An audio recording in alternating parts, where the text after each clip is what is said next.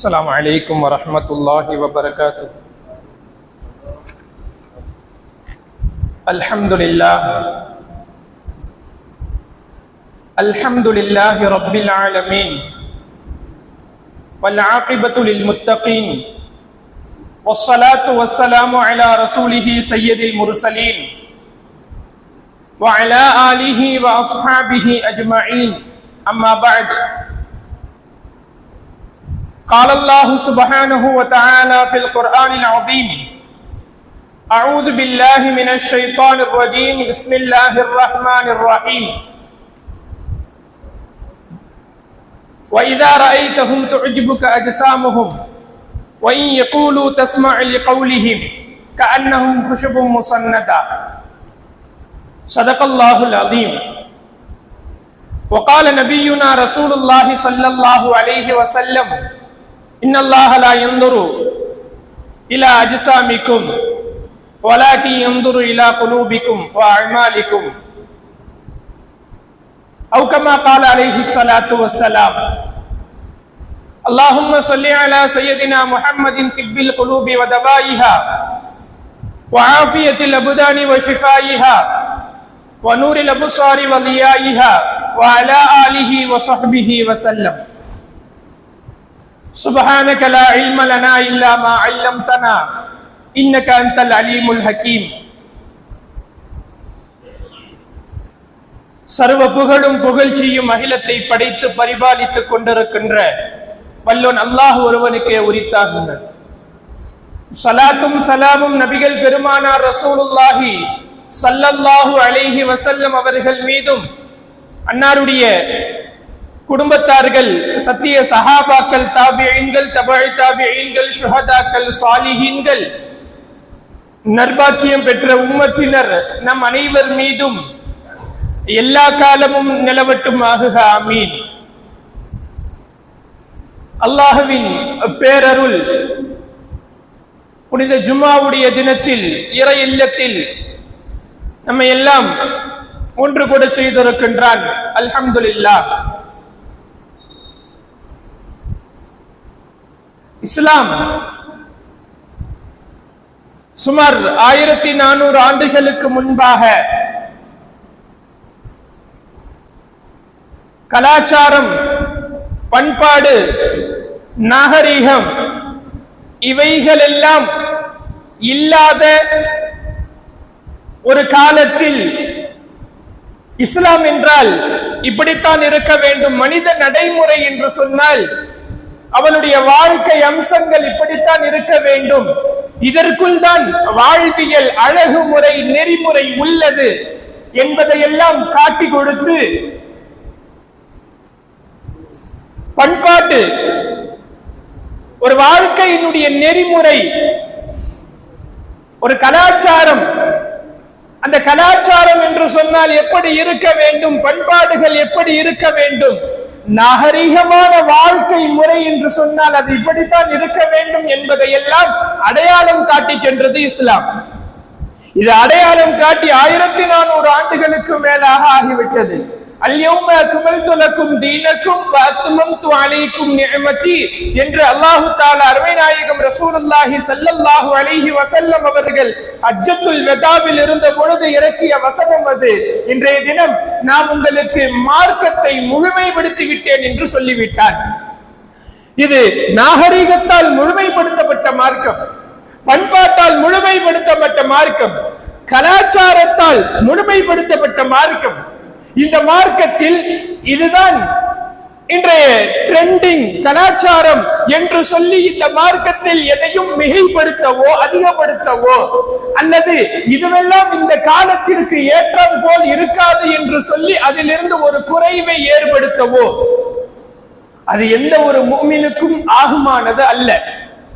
அல்லாஹுவும் அவனுடைய ரசூலும் ஒரு விஷயத்தை முடிவு செய்ததற்கு பிறகு அது எந்த ஒரு முஃமினான ஆண்களுக்கும் சரி பெண்களுக்கும் சரி அதை மாற்றுவதற்கு ஏற்றமானது அல்ல என்று சொல்லி அல்லாஹு தஆலா குர்ஆன் ஷரீஃபில் சொல்லி காட்டியிருக்கின்றான். ஆக ஒரு மனிதன் அவனுடைய வாழ்க்கை நெறிமுறை எப்படி இருக்க வேண்டும்? வெளி தோற்றத்தால், அவனுடைய ஆடை அலங்காரங்களால், வெறுமன வெளித்தோற்றத்தை மட்டுமே வைத்து ஒரு மனிதனுடைய அவனுடைய நாகரிகம், பண்பாடு, அவனுடைய கலாச்சாரம் இவைகளை எல்லாம் முடிவு செய்து விடலாமா என்று சொன்னால் இல்லை.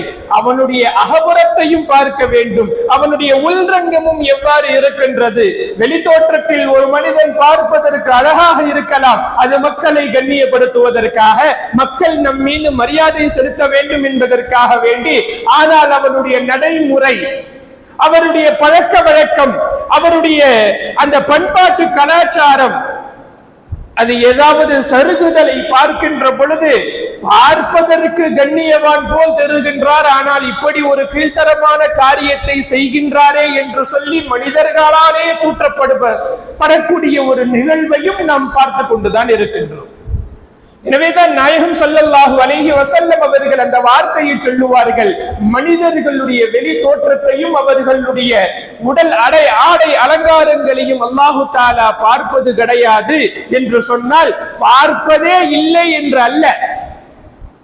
அல்லாஹ் ஒரு மனிதனுடைய வெளித்தோற்றத்தை பார்ப்பது கிடையாது. அவனுடைய உள்ரங்கத்தையும், அவனுடைய அமல்கள், செயல்கள் எவ்வாறு இருக்கின்றது, அவனுடைய எண்ணங்கள் எவ்வாறு இருக்கின்றது என்பதைத்தான் அல்லாஹ் கவனிக்கிறான் என்று சொன்னால், அதற்காக மனிதனுடைய வெளிப்புற தோற்றத்தை அவன் பார்ப்பது கிடையாதா என்று சொன்னால் அல்லாஹ் அதையும் பார்க்கின்றான். ஆனால் அதை ஒரு பெரிய விஷயமாக அல்லாஹ் எடுத்துக்கொள்வது இல்லை. அதற்காக வேண்டி மனிதன் மனம் போன போக்கில் அவனுடைய ஆடை கலாச்சாரங்களை மாற்றிக்கொள்ளலாமா? மனம் போன போக்கில் அவனுடைய சிகை அலங்காரங்களை மாற்றிக்கொள்ளலாமா?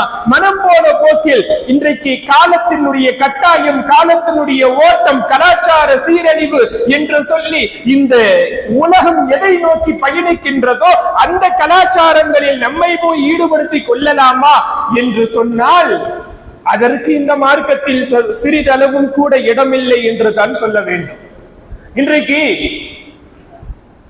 இணையதளம் இல்லாமல் எந்த ஒரு விஷயத்தையும் இன்றைக்கு நம்மால் உணர முடியவில்லை என்கின்ற அளவிற்கு இணையதள வளர்ச்சி இன்றைக்கு நம்மை பெருமிதப்படுத்திக் கொண்டாலும், நம்மை இணையதள உலகத்திலேயே இன்டர்நெட் இல்லாம இன்னைக்கு ஒண்ணுமே இல்லைங்க என்கின்ற அளவிற்கு நம்மளுடைய வளர்ச்சி மேலோங்கி இருந்தாலும், அந்த இணையதள வழியின் வழியாக இன்றைக்கு இந்த சமூகம் என்னவெல்லாம் செய்து கொண்டிருக்கின்றது, எதையெல்லாம் பார்த்து கொண்டிருக்கின்றது, என்னென்ன கன்றாவிகளையும் என்னென்ன கலாச்சார சீர்கேட்டுகளையும் நம்மளுடைய வாழ்க்கையில் எடுத்து நடக்கின்றது என்பதை எல்லாம் நாம் பார்க்கின்ற பொழுது கவலைக்குரிய விஷயம்தான். நாகரீகம் என்கின்ற பெயரில் இன்றைக்கு கையில் எடுத்திருக்கக்கூடிய சில இளைஞர்கள் செய்யக்கூடிய சில விஷயங்கள், ரீல்ஸ் மோகம் என்கின்ற பெயரில் தங்களை தாங்களே ட்ரெண்டிங் ஆகிக் கொள்ள வேண்டும் என்பதற்காக வேண்டி செய்கின்ற சில செயல்கள் இன்றைக்கு இருக்கக்கூடிய இளைய தலைமுறை, குறிப்பாக இன்னும் ஒருபடி மேல போய் சொல்ல போனோம் என்று சொன்னால், இன்றைக்கு ஒரு காலங்களில் இணையதளம் இந்த சேவை தொடங்குவதற்கு கொஞ்ச நாளுக்கு முன்பாக ஒரு 90களில் 80களில் எதையெல்லாம் இந்த சமூகம் மட்டுமல்ல மனித குலமே எதையெல்லாம் தவறு என்று சொல்லி கொஞ்சம் கீழ்த்தரமான பார்வையில் பார்த்ததோ அதுவெல்லாம் இன்றைக்கு நாகரீகம் என்று சொல்லி பார்க்கின்றது. ஒரு 90களில் எந்த செயல்கள் எல்லாம் செய்வதற்கு மனிதன் கூச்சமடைந்தானோ, வெட்கமடைந்தானோ, அந்த செயல்களை எல்லாம் இன்றைக்கு ட்ரெண்டிங் என்கின்ற பெயரில், இன்றைக்கு வளர்ச்சி என்கின்ற பெயரில் அதை செய்வதற்கு ஆர்வம் ஊட்டுகின்றார்கள். ஒரு மது அருந்தக்கூடிய பழக்கம், இவைகளெல்லாம் எவ்வளவு கீழ்த்தரமானது.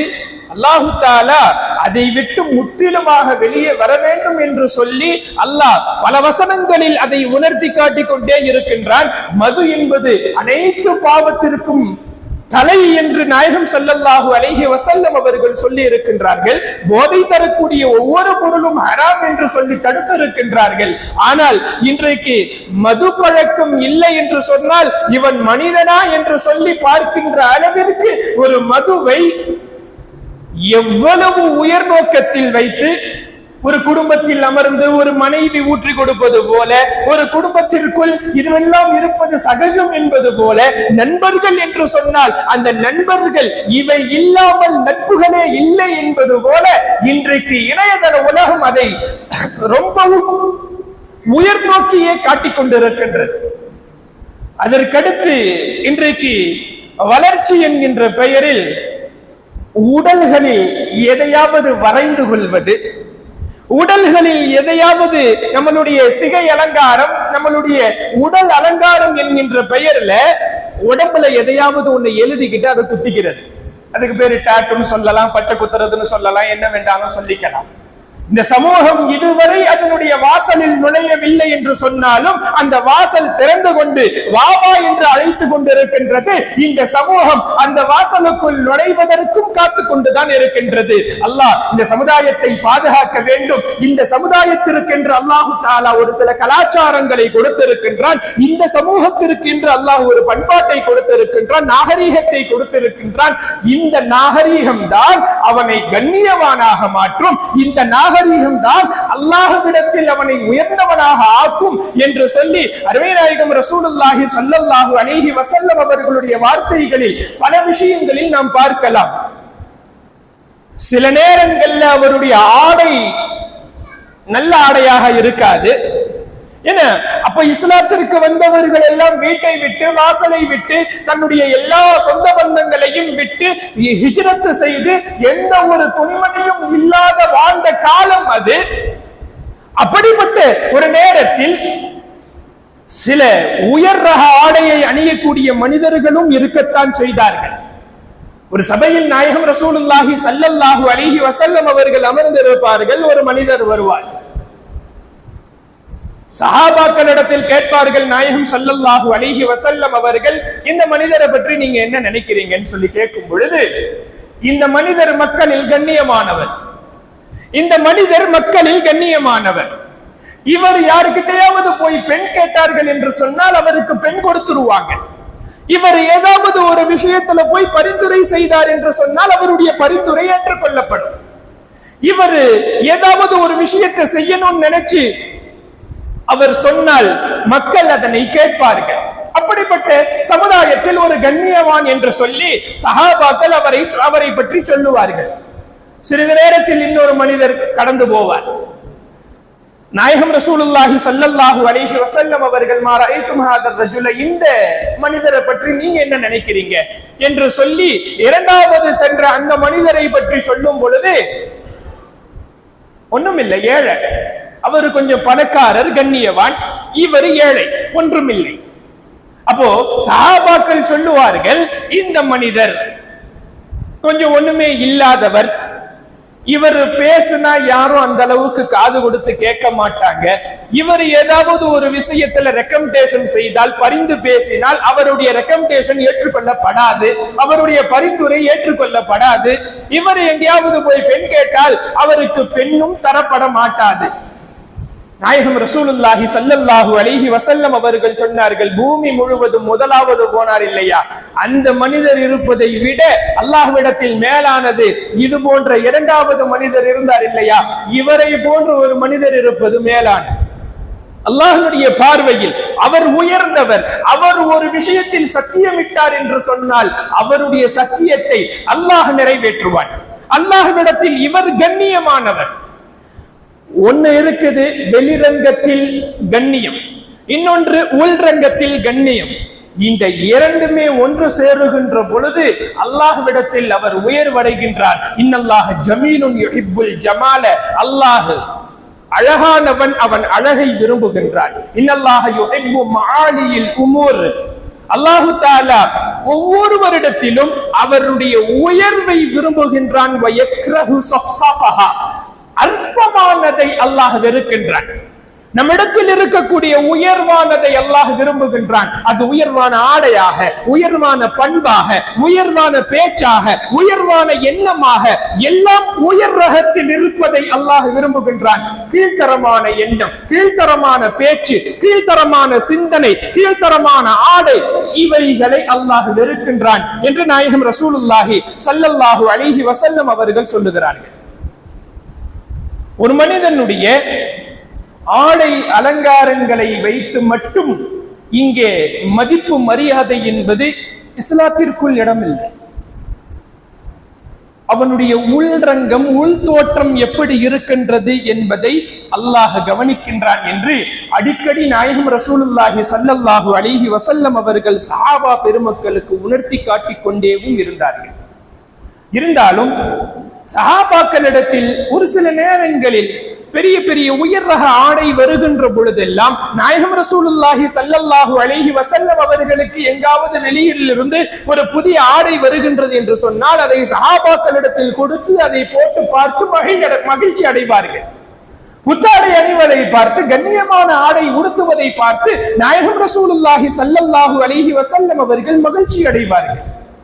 இன்னும் ஒருபடி மேலாக ஒரு நேரத்தில் வெளிநாட்டில் இருந்து ஒரு அன்பளிப்பாக நாயகம் ஸல்லல்லாஹு அலைஹி வஸல்லம் அவர்களுக்கு ஒரு ஆடை வருகின்றது.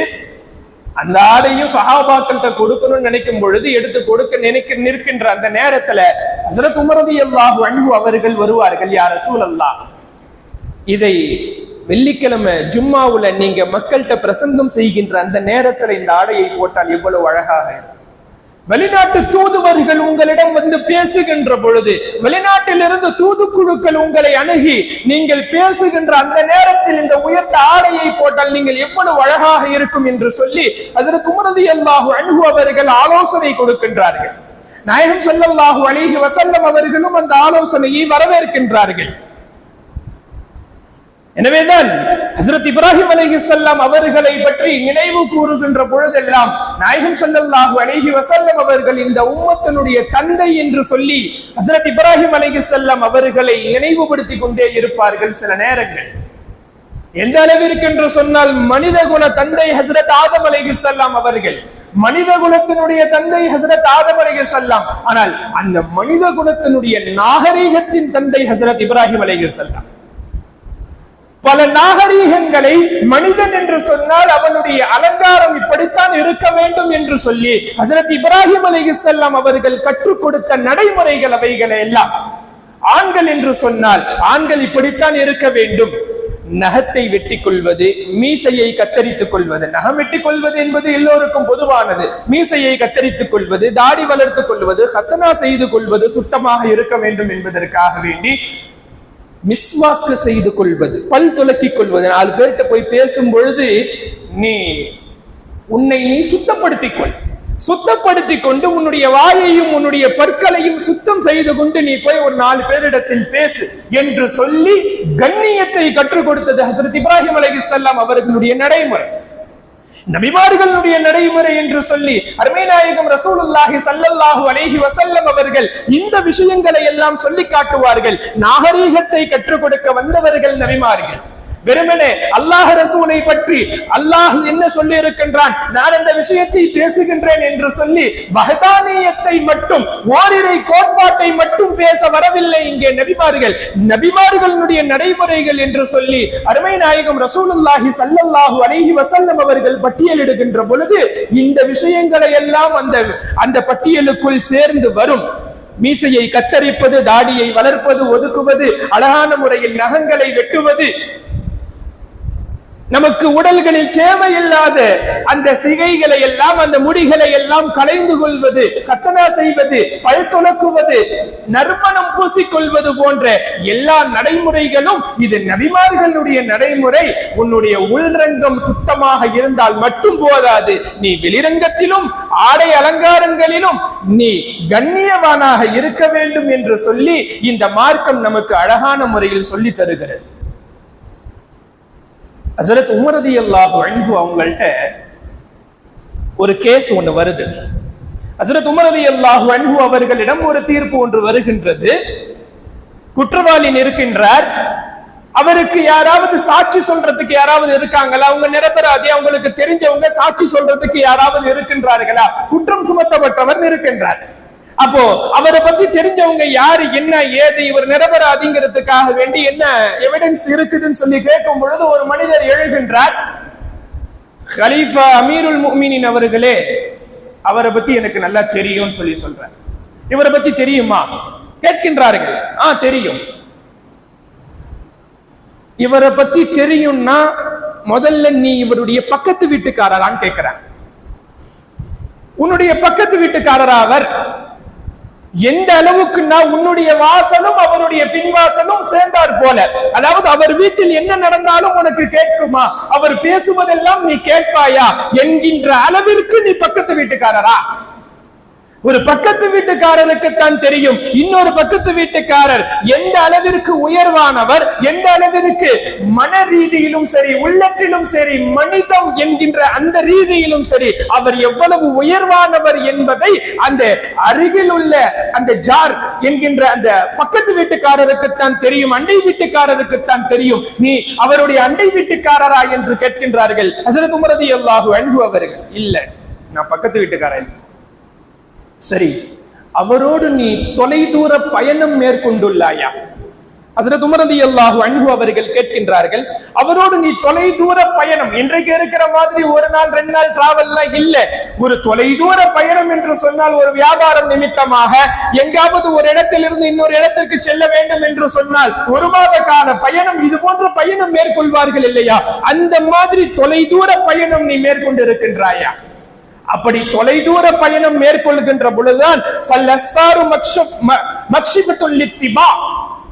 ஹஸரத் உமர் ரலியல்லாஹு அன்ஹு அவர்கள் சொல்லுவார்கள், இந்த அளவிற்கு தொலைதூர பயணத்தில் தான் ஒரு மனிதனுடைய இயற்கை சுபாவத்தை அவன் தெரிந்து கொள்ள முடியும். ஒரு மனிதனுடைய இயற்கை சுபாவம் அவனுடைய தொலைதூர பயணத்தில் தெரிந்துவிடும். இவன் நல்லவனா கெட்டவனா, இவனுடைய உள்ளம், இவனுடைய உள்ரங்கம் சுத்தமானதா அசுத்தமானதா, ஏதாவது ஒரு பொருளை இவன்ட்ட பாதுகாப்பா வச்சுட்டு நம்ம இங்கிருந்து ஒரு சுய தேவைக்காக வேண்டி போயிட்டு வருகின்ற பொழுது இவன் நம்மளுடைய பொருட்களை நல்லபடியாக பார்த்து கொள்வானா, அல்லது வேறு ஏதேனும் இடையூறு வருகின்ற பொழுது நம்மை விட்டு இவர் சென்று விடுவாரா, அல்லது நம்மோடவே இருப்பாரா என்று சொல்லி ஒரு மனிதனுடைய இயற்கை சுபாவம் என்பது ஒரு பயணத்தில் தெரிந்து கொள்ளலாம் ஒரு மனிதரை பற்றி.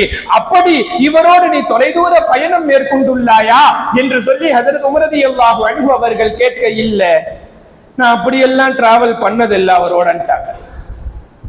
அதுக்கடுத்து கேட்டாங்க, சரி இவர்கிட்ட நீ கொடுக்கல் வாங்கல் ஏதானும் வைத்திருக்கின்றாயா? உன்னோட அவரோட சேர்ந்து நீ வியாபாரம் அல்லது வேறு ஏதாவது கடன் கொடுக்கல் வாங்கல், இந்த மாதிரி காசு பணம் ரீதியாக அவரோடு ஏதாவது தொடர்பு வைத்திருக்கின்றாயா? ஏன்னா அப்பதான் ஃபதீனாரு வ திர்ஹமு யக்ஷிஃபானி மஆதினுர் லிர்ரிஜால். ஹஸரத் உமர் ரலியல்லாஹு அன்ஹு அவர்கள் சொல்லுகிறார்கள், உள்ளத்தில் இருக்கக்கூடிய கசடுகள் எல்லாம் அப்பதான் வெளியே வரும். காசு பணம் புழக்கம் இருக்கின்ற பொழுதுதான் அவர் கொடுத்த காசை திரும்பி கேட்கும் பொழுதோ அல்லது கொடுத்த காசை இவர் கொடுக்க நினைக்கின்ற பொழுதோ அப்பொழுதுதான் ஒரு மனிதனுடைய உள்ரங்கத்தில் இருக்கக்கூடிய அந்த குணம் வெளியப்படும், எண்ணங்கள் வெளியப்படும். இவர் எப்படிப்பட்டவர் என்று சொல்லி நீ அப்படியேனும் கொடுக்கல் வாங்கல் வைத்திருக்கின்றாயா என்று கேட்ட பொழுது ஹஸரத் உமர் ரலியல்லாஹு அன்ஹு அவர்களிடம் அவர் சொன்னார், இல்ல நான் அப்படியெல்லாம் ஒன்னும் வைக்கல. அப்போ உமர் ரலியல்லாஹு அன்ஹு சொல்றாங்க, லஅல்லக, அப்போ நீ அவர் எங்க தெரியுமா பார்த்திருப்பார், ஐதஹு ஃபில் மஸ்ஜிதி யஹ்ஸு ரஸஹு காயிமன் வ காயிதா. நீ அவரை பள்ளியில பார்த்திருப்பேன்னு நான் நினைக்கிறேன். பள்ளிவாசல்ல பார்த்திருப்ப, அவரு அங்கேயும் இங்கேயும் உட்கார்ந்துட்டு அல்லாஹ் அல்லாஹ் செஞ்சிட்டு இருக்கிற திக்ர்லயோ அல்லது அவர் ஆடி ஆடி குர்ஆன் ஓதிக்கிட்டு இருந்ததுலயோ அவர் உட்கார்ந்து திக்ர் செஞ்சதுலயோ அவர் தொழுததுலயோ இந்த மாதிரி ஒரு சூழ்நிலையில இருக்கும் பொழுது நீ அவரை பள்ளியில வச்சு பார்த்திருப்ப என்று சொல்லி ஹஸரத் உமர் ரலியல்லாஹு அன்ஹு அவர்கள் கேட்ட பொழுது, ஆமா அஜல் நான் பள்ளியில தான் அவரை பார்த்தேன் என்று சொல்லி ஹஸரத் உமர் ரலியல்லாஹு அன்ஹு அவர்களிடம் அந்த மனிதர் சொன்ன பொழுது அப்ப உமர் ரலியல்லாஹு அன்ஹு அவர்கள் சொன்னார்கள், இஜ்லிஸ் ஃபஇன்னக லா தஅரிஃபு, நீ போய் உட்காரு, உனக்கு அவரை பத்தி எதுவுமே தெரியாதுன்னா. எனக்கு எல்லாம் தெரியும் என்று சொல்ல வந்த மனிதரிடம் விசாரணை செய்துவிட்டு உனக்கு அவரை பற்றி எதுவுமே தெரியாது, நீ போய் உட்காருன்னாங்க ஹஸரத் உமர் ரலியல்லாஹு அன்ஹு அவர்கள். என்ன, ஒரு மனிதர் பள்ளிக்கு வருகின்ற பொழுது நம்மளுடைய கசடுகளை எல்லாத்தையும் வெளியே வச்சுட்டு தான் பள்ளிக்குள்ள வருவாங்க, எண்ணங்களை எல்லாம் வெளியே வச்சுட்டு தான் பள்ளிக்குள்ள வருவாங்க. வந்தவங்க அல்லாஹ் அல்லாஹ்னு சொல்லி அல்லாஹ்வுடைய இபாதத்தில் இருப்பதும் இஸ்திக்ஃபாரில் அவர் செய்த செயல்களுக்கெல்லாம் பள்ளியில உட்கார்ந்து பாவ மன்னிப்பு தேடுவதும் அவர் அவர் செய்த செயல்களுக்கெல்லாம் அல்லாஹ்விடம் துஆவில் மன்றாடுவதுமாக, இப்படி வெளியில் செய்த சில காரியங்களுக்காக அவர் பள்ளிவாசல் என்பது சில வெளியில் நாம் செய்துவிட்ட சில தவறுகளுக்காக அல்லாஹ்விடம் வந்து சரணடைந்து அமர்ந்து நம்மை நாமே பரிசுத்தப்படுத்திக் கொள்ளக்கூடிய இடம் தானே அது. எனவே அந்த இடத்துல வச்சு நீ அவரை பார்த்திருக்கிற, அதனால உன்னுடைய சாட்சியம் ஏற்றுக்கொள்ளப்பட மாட்டாது, நீ போய் உட்காரு, அவரை பத்தி எதுவுமே தெரியாது என்று சொல்ல வருகின்ற இந்த இடத்தில் நம்ம கொஞ்சம் நம்மளுடைய வாழ்க்கை நடைமுறையை அப்படியே கொஞ்சம் ஓட்டியும் பார்க்கணும். இன்னைக்கு பள்ளிவாசல் என்பது இபாதத்திற்காக, பள்ளிவாசல் என்பது நம்மளுடைய எண்ணங்களை தூய்மைப்படுத்துவதற்காக, பள்ளிவாசல் என்பது வெளியில் நாம் செய்துவிட்ட சில தவறுகளுக்கு இங்கே வந்து ரப்பிடம் சரணடைந்து நம்மளுடைய பாவங்களை நினைத்து வருந்தி அல்லாஹ்விடம் மன்றாடுவதற்காக அப்படிப்பட்ட உயர்ந்த இடம்தான் பள்ளிவாசல். ஆனால் இன்றைக்கு நாம் பள்ளியை தொழுகைக்காக 110% நமது ஊர்ல தொழுகையாளிகளாக, அந்த தொழுகைக்கு வருபவர்களுக்குள் 10% இப்படியும் சிலர் இருக்கத்தான் செய்கின்றார்கள். பள்ளிவாசல் வெறுமனே இபாதத்திற்காக, அந்த இபாதத்தை சரியான முறையில் நிறைவேற்ற வேண்டும், என்னுடைய உள்ளத்தில் எந்த கசடுகளும் இல்லை என்கின்ற உயர்ந்த நோக்கத்தில், இன்னல்லாஹ யுஹிப்பு மஆலியில் உமூர், உயர்ந்த நோக்கத்தை அல்லாஹ் விரும்புகின்றான். அந்த உயர்ந்த நோக்கத்தில் பள்ளிவாசலுக்குள் வந்து அல்லாஹ்விடத்தில் சரணடைந்து அல்லாஹுக்கு செலுத்த வேண்டிய கடமைகளை சரியான முறையில் செலுத்திவிட்டு செல்லக்கூடிய சில மகான்களும் இருக்கத்தான் செய்கின்றார்கள். ஆனால் ஒரு சிலர் நாம் இன்றைக்கு பள்ளியில் வருகின்ற பொழுதே யார் என்ன செய்கின்றார், யார் என்ன செயல் செய்யவில்லை, இன்றைக்கு இவர் என்ன செய்தார், இவர் என்ன செய்யவில்லை என்று மற்றவரை குறை காண வேண்டும் என்கின்ற ஒரு கீழ்த்தரமான ஒரு எண்ணத்திற்குள்ளவே நாம் பள்ளிக்குள் வருகின்றோம் என்று சொன்னால் நம்மளுடைய எண்ண ஓட்டங்கள் எந்த அளவிற்கு அற்பமானதாக இருக்கின்றது என்பதை நாம் கொஞ்சம் யோசித்து பார்க்க வேண்டும். அல்லாஹ் வெளி தோற்றத்தை பார்ப்பது கிடையாது, அவன் ஒரு பெரிய விஷயமாக அதை எடுத்துக்க மாட்டான். வெளியே ஆடை அலங்காரங்கள் எப்படியெல்லாம் இருந்தாலும் சரி, ஆனால் உன்னுடைய உள்ரங்கம் என்ன நினைத்துக் கொண்டிருக்கின்றது, உன்னுடைய உள்ளத்தில் நீ என்ன ஓட்டிக் கொண்டிருக்கின்றாய்? அடுத்தவர்களை பற்றி தவறாக பேசுவதற்கா, அடுத்தவர்களை தவறான குறை கொண்டு பார்ப்பதற்கா? இதற்காகத்தான் நீ நன்மை செய்வது போல நாடகம் ஆடிக்கொண்டிருக்கின்றாயா? நீ முனாஃபிக்கீன்களை பார்த்தால் நாயகமே என்று சொல்லி அல்லாஹ் முனாஃபிக்கீன்களுடைய அடையாளத்தை பற்றி பேசுகின்ற பொழுது வஇதா ரஅய்தஹும் துஅஜிபுக அஜ்சாமுஹும், அவங்கள பார்த்தா நாயகம் நீங்களே ஆச்சரியப்பட்டுருவீங்க. அவங்களை அப்படி பார்த்தா நீங்களே ஆச்சரியமாகிற அளவுக்கு அவங்களுடைய அந்த வெளி தோற்றம் எல்லாம் அப்படியே பார்க்கிறதுக்கு கண் கவர்ந்தது போல இருக்கும். பேச ஆரம்பிச்சா அவங்கதான் பேசணும்னு நினைப்பாங்க, அவங்களுடைய பேச்சத்தான் நீங்க கேட்கணும்னு நினைப்பாங்க. அவர்கள் ஒரு மரக்கட்டையை போல என்று அல்லாஹு தஆலா குர்ஆன் ஷரீஃபில் சொல்லி காட்டுவான். கண்ணியத்திற்குரிய அல்லாஹ்வின் நல்லடியார்களே, அகத்தோற்றம் ஒரு புறம் அழகான முறையில் இருக்க வேண்டும். இன்றைக்கு நாகரீகம் என்கின்ற பெயரில் நம்மளுடைய சிகைகளை, நம்மளுடைய முடிகளை ரொம்ப கேவலமான முறையில் வெட்டிக் கொள்வதோ, அல்லது நம்மளுடைய உடல்களில் அங்கங்கே ஒரு சில எழுத்துக்களையோ சில உருவங்களையோ வரைந்து கொள்வதோ, டாட்டூ செய்து கொள்வதோ, இதுவெல்லாம் நாகரிகமான செயல் இல்லை, இது கீழ்த்தரமான சில காரியங்கள். அது போன்ற ஆடைகளை, நான் இப்படித்தான் குட்டையான ஆடை அணிவேன், நான் இது போன்ற ஷார்ட் ட்ரெஸ் தான் போடுவேன் என்று சொல்லி ஷார்ட்டான ஆடைகள் போடுவதையும் அல்லாஹு தஆலா விரும்புவது இல்லை.